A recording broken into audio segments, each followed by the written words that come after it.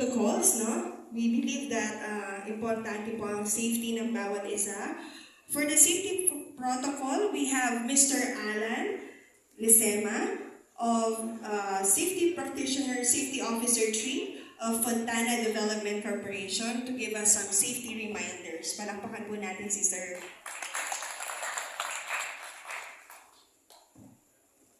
Hi, good morning everyone.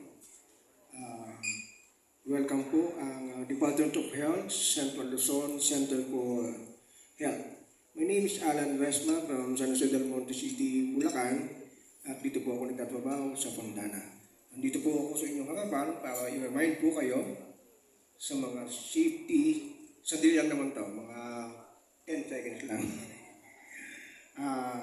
Alam ko lahat po sa inyo ay aware, especially pagka may earthquake, alam na po ang gagawin. Siyempre pagka nakaundang po kayo ng sheet, ano pong gagawin? Drop. Cover. Kung walang cover, hanap ng mga place na walang possible na bumagsak.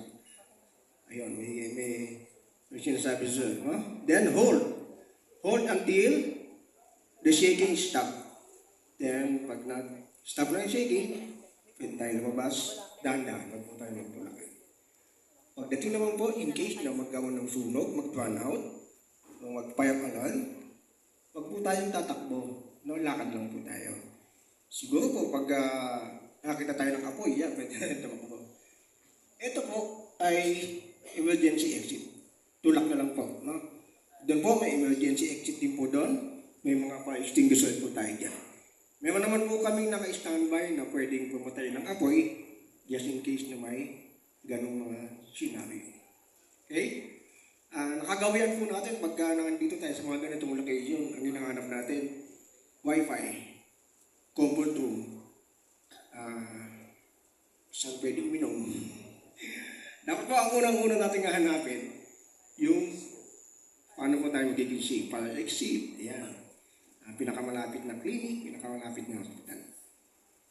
Yun lamang po. Pag may tanong po kayo, lapit lang po kayo, huwag po kayo mahiya sa aming mga staff. Good morning po, at I hope na ma-enjoy po ninyo ang inyong stay dito sa Fontana. Thank you so much, Sir Alan. Thank you po. Thank you. Thank you, sir.